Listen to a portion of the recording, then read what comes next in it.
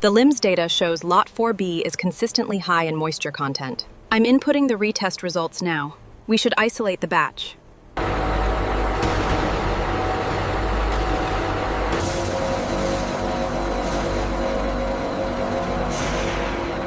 We have a fluctuation in the thermal readings on level 4.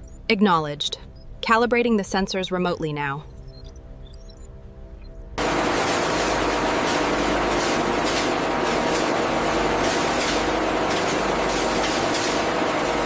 The new magnetic levitation system has increased throughput by 20%, demonstrating unprecedented precision.